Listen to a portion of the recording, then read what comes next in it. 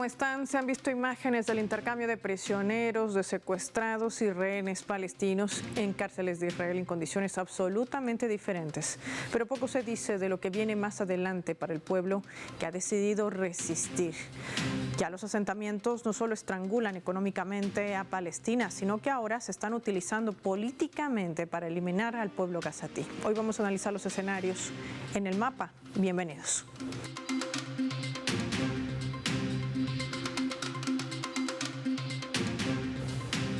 Por esta razón les proponemos desplegar nuestro mapa y revisar algunos datos claves para entender todo este panorama. Palestina, rehenes regresan a casa. Desplegamos nuestro mapamundi, identificamos a este territorio. Sí, Palestina. Hay que decir que el movimiento palestino Hamás ha logrado liberar ya en el intercambio que forma parte del acuerdo de cese al fuego a otros 3 rehenes de Israel. Se trata de 3 hombres, Ofer Calderón, de 54 años, también está Yarden Vivas y otro de ellos que lo acompaña junto a su esposa también, que fue parte de lo que se acordaba en ese cese al fuego. Hay que decir que en medio de todo esto se ha identificado también que en el sur del enclave el tercer rehén, Kate Sigel, fue liberado en un puerto de la ciudad de Gaza. Los rehenes liberados firmaron documentos donde prometen no regresar al servicio del ejército de Israel ni participar en la guerra, así la denomina Israel, contra los palestinos. A cambio, el régimen de Israel liberó a 183 palestinos. Hay que revisar detalles de lo que ocurre en la franja de Gaza. Esto, por supuesto, forma parte de esa campaña que ha desarrollado también en medios occidentales. Desde el inicio de esta tregua, el 19 de enero, la ala de resistencia palestina Hamás logró liberar a 15 rehenes a cambio de aproximadamente 2.000 palestinos retenidos de manera ilegal, arbitraria en cárceles de Israel. Muchos de ellos, estamos hablando de mujeres y niños. El movimiento de resistencia palestina ha pedido a los mediadores y garantes del acuerdo que obliguen al régimen de Israel a permitir el paso de los materiales de ayuda acordados, especialmente de tiendas de campaña, combustible y alimentos. Afirman que no se han introducido en el territorio las maquinarias para la exhumación de los cuerpos de aquellos que han sufrido, por supuesto, los ataques de los bombardeos incesantes en medio del exterminio que emprende Israel contra el pueblo palestino. Pese a la destrucción de casi el 80% de sus infraestructuras, estamos hablando de viviendas, escuelas, hospitales y otros. Varios de estos ciudadanos, tras el acuerdo de cese al fuego, han tratado de regresar a sus hogares. Lo vemos también en las imágenes, cargando lo poco que lograron también recoger, mientras otros se enfrentaban a tan solo polvo y cenizas. Es parte de lo que ha sucedido a lo largo de estas semanas, desde que ha entrado en vigor este acuerdo, pero que también tiene implicaciones, connotaciones. De esto hablaremos con nuestros invitados.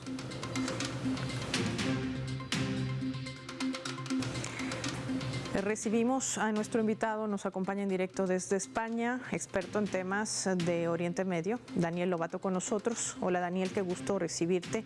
Bienvenido al Mapa de Telesur. Muchas gracias, Paola, un placer estar de nuevo contigo en el mapa. Es complicado cuando se habla de Palestina porque los medios occidentales hablan mucho de prisioneros, cuando en realidad estamos hablando de secuestrados palestinos, los rehenes israelíes que formaron parte también de llegar a un acuerdo. Este acuerdo que se cumple, digámoslo así, de manera relativa en una primera fase, pero que Israel ha seguido atacando al pueblo palestino, sobre todo en territorio ocupado como Cisjordania, también secuestrando a la gente de manera arbitraria y destruyendo viviendas y hasta calles. ¿Qué ha permitido develar este acuerdo de cese al fuego en este territorio? Daniel, empecemos por allí. Bueno, primero ha permitido desvelar la derrota absoluta del régimen israelí en sus objetivos declarados y en los no declarados. Los declarados desde el día 7 de octubre, ya escuchamos a Netanyahu, a Yoav Gallant en aquel momento, eran destruir a Hamás y rescatar a todos los prisioneros de guerra israelíes en manos de la resistencia palestina. Pues ni uno ni otro. No solo no destruyeron a Hamás, sino que, como reconoció el propio Blinken días antes de marcharse de su cargo de secretario de Estado, en una conferencia que estaba dando, dijo que Hamás estaba más fuerte hoy que el 7 de octubre. Y con respecto a rescatar a los prisioneros de guerra israelíes en manos de la resistencia palestina, no solo no han rescatado, sino que rescataron mataron a 2 de ellos a costa de masacrar a 1.000 palestinos, gracias a un chivatazo que tuvieron en el mes de junio de 2024, pero básicamente fue lo único que consiguieron, no han conseguido rescatar ninguno más. Incluso han matado a decenas de ellos por medio de bombardeos, o incluso a otros que se acercaban con las banderas blancas para entregarse, israelíes que se acercaban al ejército israelí a entregarse porque les habían liberado a los palestinos, y aún así les asesinaron los israelíes pensando que eran palestinos. Entonces, bueno, fracaso absoluto en ese aspecto. Los 2 objetivos declarados y, como digo, el objetivo no declarado, que es el gran objetivo, en definitiva, el que siempre estaba desde el minuto 1, no solo desde el 7 de octubre, sino en el minuto 1 desde 1948, cuando se creó el régimen de colonos llamado Israel, que es...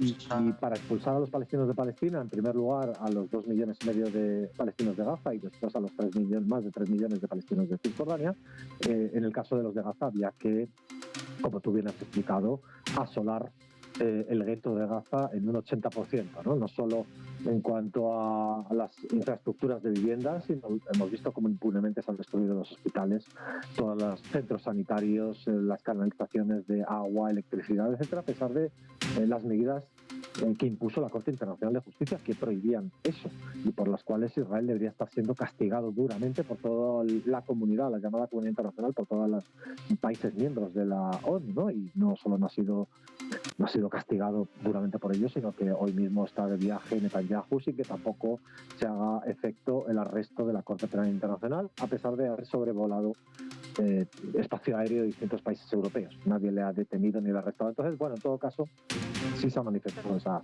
absoluta derrota del régimen israelí. Aquí no consiste en cuánto se consigue arrasar o cuántos palestinos son capaces de descuartizar, hasta 60.000 al menos registrados, pero probablemente, como dicen medios y informes sanitarios de revistas prestigiosas, puede que 100.000 o incluso 200.000 muertos directos e indirectos en la franja de Gaza por el genocidio israelí. Entonces, bueno, eso ya digo, no es lo que mide, lo que cifra una victoria o derrota.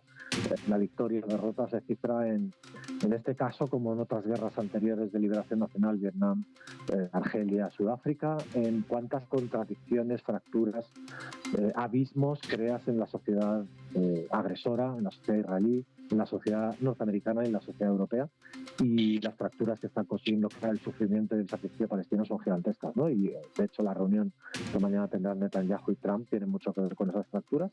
Entonces, bueno, eso es lo que refleja como primer mensaje el intercambio, y estamos en el punto donde la resistencia palestina propuso estar el mismo día 8 de octubre, un acuerdo de alto el fuego en fases, y desde hace año y medio el régimen israelí se negó, porque lo que buscaba era vaciar Palestina de palestinos, por supuesto también Estados Unidos, y por eso Biden le dio 100 kilotones en bombas a Netanyahu, y estamos en aquella casilla de salida, con una diferencia, y es que el objetivo grande sigue estando ahí, el vaciar Palestina de palestinos. Millones de palestinos de Palestina deben ser expulsados a ojos de Israel y de Estados Unidos para asentar el régimen israelí, que no haya nativos, y eso es lo que va a tratar la reunión mañana en Washington, y veremos qué estrategias siguen, porque en este caso sí son diferentes las de Trump y las de Netanyahu, ¿no?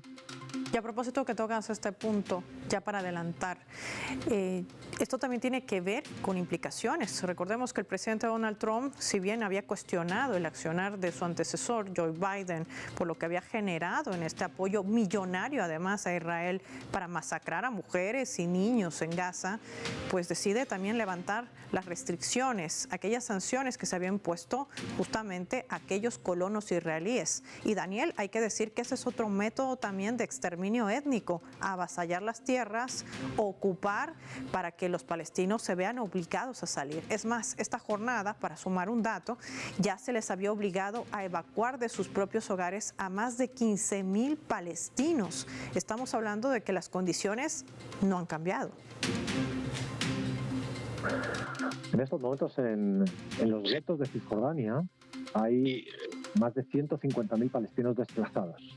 Vimos ayer como en el gueto de Jenin, en el campo de refugiados de Jenin, el régimen israelí comenzó a utilizar las estrategias de devastación masiva que hemos visto en nuestras pantallas en este año y medio que han practicado en Gaza, ¿no? Esas demoliciones, detonaciones de hasta 20, 30, 50 edificios, barrios enteros en Gaza, y ayer lo vimos en el campo de refugiados de Jenin por primera vez. Era algo que no se había empleado ni siquiera en la segunda intifada en 2002, 2003, etcétera, que el campo de refugiados de Jenin sufrió enormemente la represión en la segunda intifada hace 20 años, y de eso hay distintas películas documentales, como una muy famosa, Jenin, se puede encontrar en internet fácilmente. Y en todo caso, nos encontramos en una situación inédita, pero que es todo producto de una situación en la que estamos en el último capítulo de la Guerra de 100 años entre los colonos y los nativos. La Guerra de 100 años, emprendida desde la llegada de los primeros colonos europeos de religión judía, pero eso es lo menos importante, colonos europeos.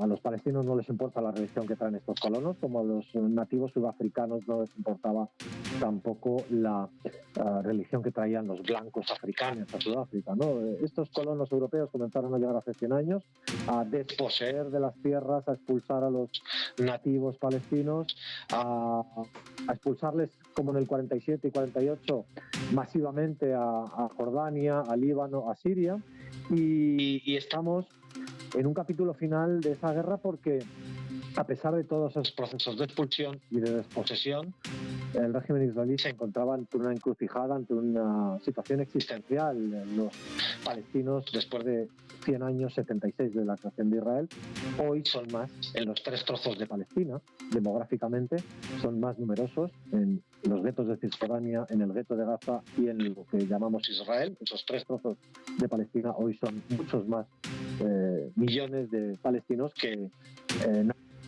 colonos israelíes, ¿no? Y eso es insostenible para cualquier régimen colonial a una generación vista, y lo hemos visto con Sudáfrica, Angola, Mozambique, Argelia, tantos y tantos espacios descolonizados, o la propia Latinoamérica, ¿no?, de España, cuando los nativos son más numerosos y además hacen un acto de resistencia por generaciones una detrás de otra. Entonces, en ese capítulo de guerra existencial estamos ya, último capítulo, y por tanto Israel está apostando al todo o nada en Gaza, y eso es lo que le sigue planteando mañana seguramente Netanyahu a Trump, y al todo o nada en Cisjordania.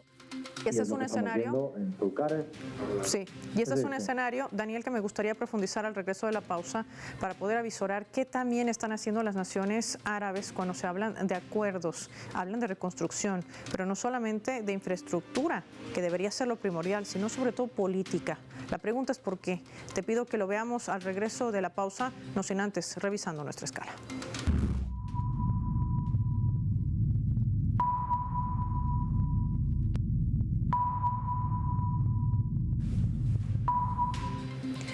A través del portal web que está en su segmento de política. Lo vamos a colocar en la pantalla del mapa. Ustedes han escuchado del escándalo de USAID y los fondos, pues esta es una organización que abarca a todo el planeta. El objetivo siempre ha sido desestabilizar las democracias en el mundo. La administración de Donald Trump hace una afirmación infundada sobre $50 millones para fines que eran otros, que no era el de salud en Gaza. Y es que la administración de Trump ha señalado que las autoridades palestinas habrían recibido más de $68 millones de la Agencia de los Estados Unidos para el Desarrollo Internacional, o USAID por sus siglas en inglés, para apoyar operaciones médicas desde el inicio de lo que ellos denominan una guerra, que no es otra cosa que un exterminio étnico, un genocidio que emprende Israel desde el 7 de octubre del 2023 con mayor fuerza, con esos bombardeos incesantes. Según el comunicado, ese financiamiento habría apoyado la operación de 2 hospitales de campaña que trataban a cerca de 33,000 pacientes cada mes, y no como se había mal informado, y se utilizó financiamiento gubernamental para adquirir otro tipo de insumos. Desde enero del año 2024, el comunicado señala que la organización que opera en Gaza habría proporcionado atención médica a más de 383,000 personas que no tenían otro acceso a servicio o tratamiento, incluyendo la realización de cerca de 11,000 cirugías, con un tercio de ellas categorizadas como procedimientos mayores o moderados. Hemos asistido, decía el comunicado, en el parto de cerca de 5.000 bebés, alrededor del 20% de ellos por cesárea. Nadie, señores, le lava la cara a la USAID ni a la ANET. Y esto se ha utilizado también con fines con los que utiliza este tipo de organizaciones no gubernamentales, que no son otras que de efectuar inteligencia para golpear las democracias. Y Gaza no ha sido la excepción.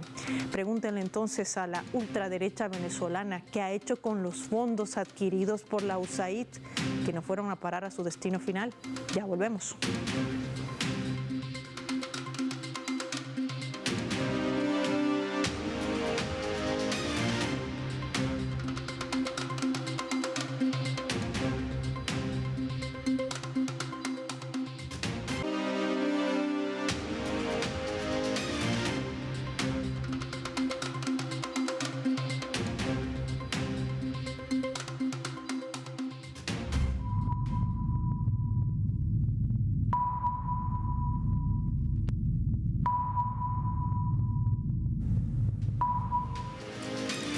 Vamos a sumar otro elemento también para el análisis. Fotografías que han circulado a lo largo de todos estos días. Y es que el ala de resistencia palestina jamás ha señalado y denunciado al mismo tiempo el estado de salud precario de los liberados, que confirmaban la brutalidad a la que fueron sometidos en las cárceles de Israel, y contrasta con el estatus de sanidad en la que el grupo de resistencia palestino mantuvo a los rehenes en su poder. Estamos hablando de rehenes israelíes. Además, precisó que la Cruz Roja Internacional debe trabajar más en el monitoreo de la situación de los palestinos encarcelados injustamente por Tel Aviv y exigir respeto hacia sus derechos según también las leyes del propio derecho internacional humanitario. Estamos frente a violaciones que constituyen crímenes de guerra y también de lesa humanidad.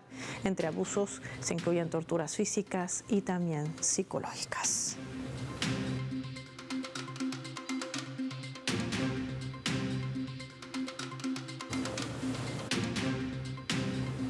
Analizamos este escenario. Daniel, sí es cierto que esta situación es recurrente por parte de cómo ejecuta su accionar estratégico, porque forma parte de una estrategia que implementa el régimen de Tel Aviv, esta vez a la cabeza de Netanyahu. Pero, ¿por qué aún se trata de activar mecanismos ante la Corte Internacional de Justicia, ante la Corte Penal Internacional, si sabemos a quiénes responden estas cortes, por el financiamiento que tienen y sobre todo por el dinero que reciben también estos magistrados? ¿Qué decir sobre ese punto? De que el presidente de la sala que juzga la Corte Internacional de Justicia, el presidente de la sala que juzgaba el caso de genocidio presentado por Sudáfrica, ya no está, ha sido llevado a Líbano como nuevo primer ministro, y quien la sustituye ahora es la vocal de esa sala de la Corte Internacional de Justicia de Uganda, que se sabe que ha estado a sueldo de eldovisionistas y que se opuso a todas y cada una de las medidas cautelares hace un año. Más allá incluso que el propio vocal israelí, que como todas las partes tiene el derecho a presentar un vocal que les defienda. Incluso el vocal israelí aceptó algunas de las medidas cautelares y esta mujer es la que ahora preside esta sala. Bueno, dicho esto, lo que estamos presenciando, Paola, es una exploración de la legalidad internacional y de la arquitectura legal internacional, y ver si se sostiene o se derrumba. Y por tanto ya deja de existir toda ella, porque en esa división internacional de la humanidad, esa categorización de la humanidad que comenzó probablemente España cuando colonizó el continente americano, declarando si los indios tenían alma o no tenían alma y debatiéndolo, y a partir de ahí pues la esclavitud de África, etcétera, a gran escala, ¿no? Esa división de la humanidad a gran escala en categorías o en niveles, pues eso es lo que ha resultado esa aparente legalidad, esa aparente arquitectura internacional que no estaba claro si era para toda la humanidad o solo para alguna parte de la humanidad, especialmente los blancos occidentales, ¿no? Para protegerles de un nuevo Hitler, pero no para proteger a los negros, marrones, amarillos de los siguientes Hitlers europeos o norteamericanos, o en este caso contratistas de ellos, como es Netanyahu, que es un contratista de Europa y de Estados Unidos. Entonces, estamos viendo esa legalidad y esta arquitectura no es para toda la humanidad y por tanto se derrumba. Y lo que cabe preguntarse es, ¿y a partir de aquí qué? ¿No? Si no, esa legalidad internacional, estamos viendo, a pesar de que se han sumado más países a la demanda de Sudáfrica, a pesar de que se ha creado un grupo como es el Grupo de la Haya de distintos países para presionar, algunos de ellos de América Latina, para presionar y exigir la rendición de cuentas de un régimen genocida, como es el régimen israelí, al cual, por cierto, has hablado antes de la reconstrucción, al cual ni siquiera nadie se plantea que rinda cuentas en lo material, al menos que reconstruya lo que ha destruido, ¿no? Pero claro, estamos hablando de 100.000 millones de dólares, dicho en notación norteamericana serían 100 billones de dólares, que es todo el presupuesto anual del Estado del régimen israelí. No lo puede afrontar, pero es que ni siquiera se le exige. ¿Y a quién se le exige? Antes lo planteabas tú. A los lacayos, a los siervos, regímenes árabes cargados de petróleo, cuyas oligarquías o cuyos dirigentes están puestos por Occidente y están, digamos, sometidos, súbditos de Occidente y van a pagar el cheque, la factura del genocidio, reconstruir sin pedir ni una sola cuenta al régimen israelí, a la colonia occidental en Palestina. Entonces, ¿qué nos cabe más, ¿no? Pues yo lo que sí te diría es como en el pasado. En el pasado yo recuerdo, especialmente aquí en Occidente, a la izquierda europea y otras izquierdas del mundo, que, digamos, se apostaba radical y directamente por ir mucho más allá de lo que es la mera legalidad internacional que ni siquiera reclaman los occidentales, ¿no? Antonio Guterres, el secretario general de la ONU, ni siquiera reclama las medidas cautelares de su Corte Internacional de Justicia de la ONU.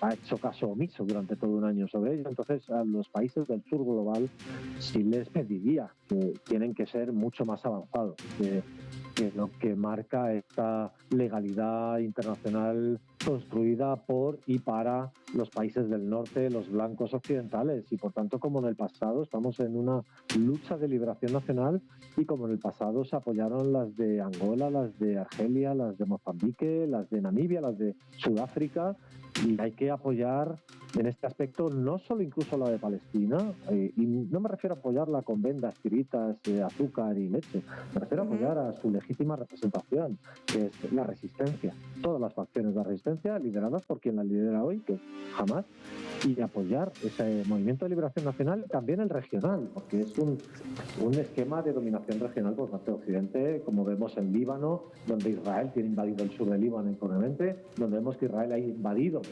más territorio de Siria impunemente, donde vemos que Yemen es atacada simplemente por bloquear barcos israelíes, que es lo que mandata la legalidad internacional, y sin embargo es bombardeada, masacrada. Entonces, yo creo que el sur global, los países del sur global tienen que ir a ese horizonte de traspasar los límites, las barreras que les impone esa legalidad internacional de Occidente y ir más allá, como en el pasado se apoyaron las luchas de liberación nacional de otros pueblos.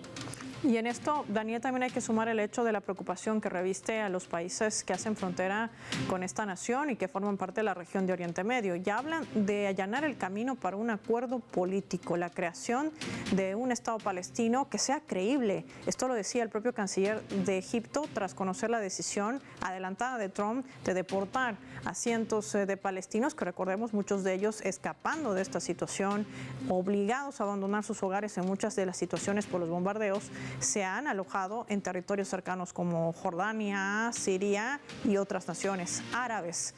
¿Qué implica esto? ¿Qué representa este movimiento? Por último.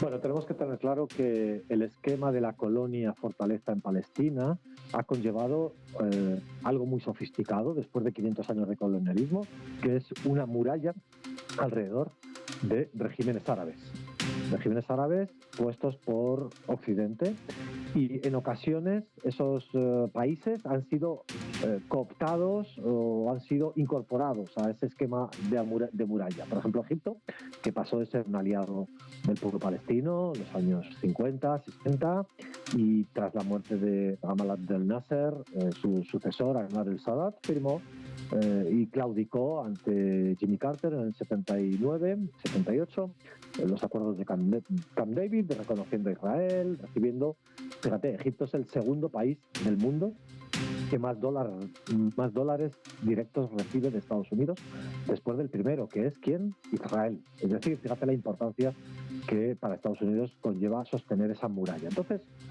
hoy se ha incorporado Siria, lamentablemente, a ese esquema de ser parte de la muralla defensiva del régimen israelí en contra del pueblo palestino, y esos regímenes van a actuar en todo aquello que les ordene Estados Unidos, ¿no? Excepto una cosa, y lo estamos viendo hoy con Al-Sisi en Egipto, que es aceptar a colaborar en vaciar Palestina a palestinos, aceptar a colaborar en vaciar Gaza. Eso sabe qué le ocurrió a Anwar el-Sadat, que le he nombrado al antecesor del presidente egipcio, pues le asesinaron su propio ejército egipcio, ¿no?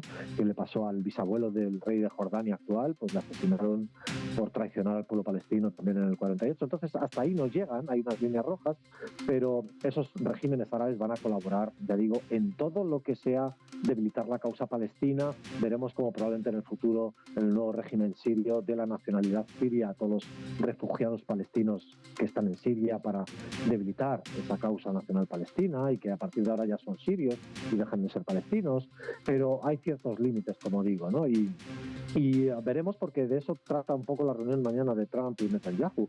Trump pretende que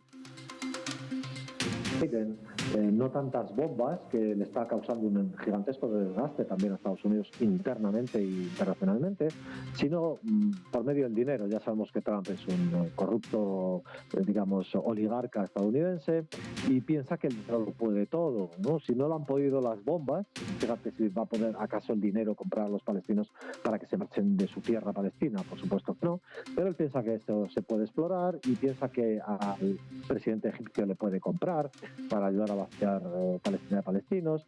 Bueno, esas son las estrategias, como tú decías, que por otro lado, además, estos regímenes tienen que guardar ciertas apariencias de que están con el pueblo palestino, hacen declaraciones altisonantes por el pueblo palestino. Erdogan es un experto hipócrita en hacer ese tipo de declaraciones, en insultar al régimen de Israel, a Netanyahu, pero a la vez ser el máximo proveedor de petróleo para los aviones y los tanques israelíes llevando a cabo el genocidio.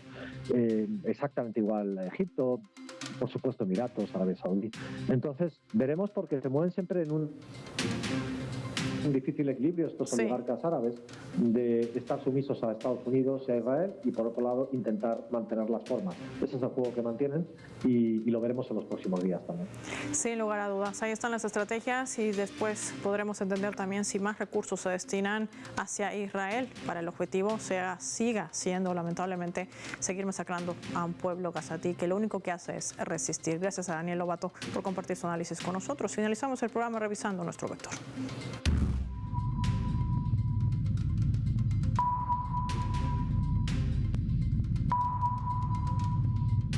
Nos refleja las tres claves sobre este tema. 1. Ahí lo tienen, acuerdo.